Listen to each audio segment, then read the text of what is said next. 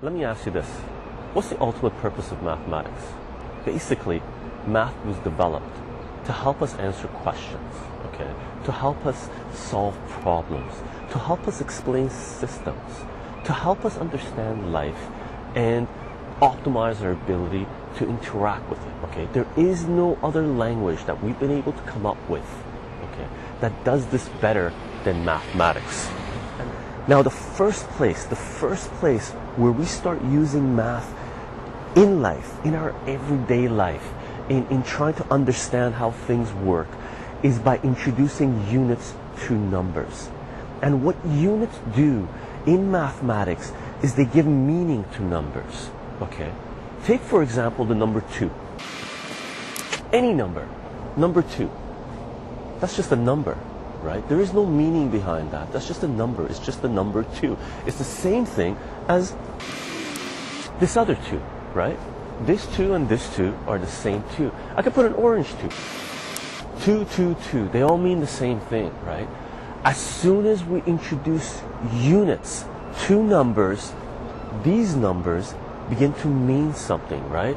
2 apples, 2 people, 2 oranges. And you can continue with this, right?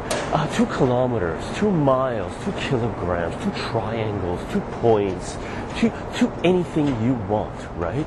As soon as you introduce units to numbers, you give numbers meaning. And as soon as you do that, you can start using them in your life, in any system that you're trying to understand, in any system you're trying to explain, right? In any system that you're trying to optimize, right? That's what units do. Some units, they're just there. They're part of our everyday lives. 2 apples, 2 people, 2 oranges, 2 sheep, right? They're there. It's something we can understand, right? Certain units we created to be able to dig down deeper into whatever system that we're trying to understand, right? If we're trying to weigh something, we came up with 2 kilograms, right? If we're trying to measure something, we came up with 2 kilometers, 2 miles, right? And all these systems didn't come out like this. There were other systems all over the world that existed that didn't mesh together, right? They didn't work together. You have to convert from one system to another system for you to understand it. Currency is one, right? $1 in the United States is different than $1 in Canada, is different than $1 in Australia, right? Take the euro, for example. All the separate countries in Europe that now belong to the European Union, that use the euro, the same currency, they all had their own different currencies. So if you traveled from one country to another, you had to do a conversion. You had to figure out how much your money was worth in the other country, right? So what they did was harmonize that and create one system.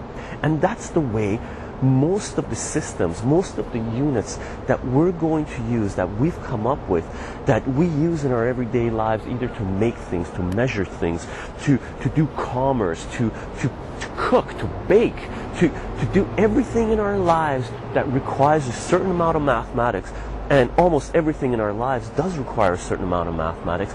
All of those systems, most of those systems that we use in mathematics, to a certain degree, we've come up with as convention, right? And slowly throughout the ages, we've been able to harmonize some of the systems. So units are either something that existed that we're able to, just throw in after a number, understand what that means. 2 apples. I have 10 sheep. There are 2 people here, there are 5 people here, there are 1,000 people here. Or they're units that we came up with to be able to understand the system, to be able to explain a system, to be able to dig down into a system, and to be able to do predictions, and to be able to work with them, okay?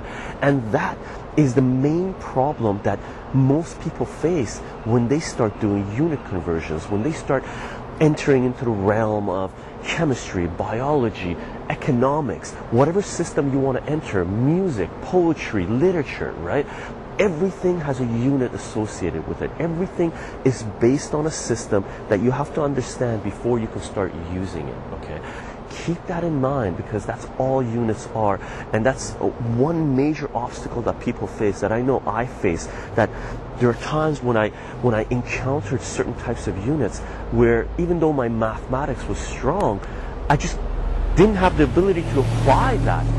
I had a really hard time applying that learning that system and doing well in whatever it was that I was taking. Either if it was, chemistry, biology, if it was music theory, if whatever system it was, I stumbled, right? Until I learned what the units meant, until I learned all the different types of units that existed in that system to be able to convert from one to the other. And then I started doing better in whatever it was that I was doing better in, okay? So just keep that in mind. All units is units give meaning to numbers, and once you start giving meanings to numbers, you can start using those numbers. You can start using the axioms we've come up with, the rules of mathematics in that system, in real life, in whatever it is that you're trying to do. Okay?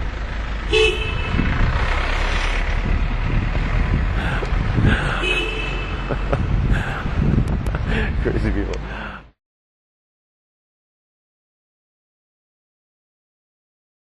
Now, your prerequisite for this stuff is some of the beginning sections in Series 1, which is basically section 1, section 2, section 3, learning how to deal with fractions, learning how to crunch numbers, learning how to, what prime numbers are, learning the real number set, okay? You're going to have to learn how to move around an equal sign, because that's where we're going into, right? Equal sign is sort of the beginning stages of using mathematics in real life. As soon as you give them units, right? As soon as you give numbers units and start using the equal sign, now you're looking at a specific system, trying to figure out if one side of an equation equals another side of an equation, specifically based on your units you're talking about, based on the system that you're talking about, right? Based on the system that you're exploring, okay? So there's some prerequisites you need, which is basically learning how to do simple arithmetics for you to be able to understand what we're going to do in this section. This in association with ratios, because ratios is one major aspect of this, which they're basically connected, especially when you're doing converting from one unit to another. Okay, so that's what units is going to be. It will be interesting, and we'll try to touch on a few different subjects. And some of the initial stuff we're going to start off with should be quite fun, and it's going to apply in, if not your everyday life, in your life at some point, or it could apply in your life at some point. Okay, we'll talk later. See you guys in the next video. Bye for now.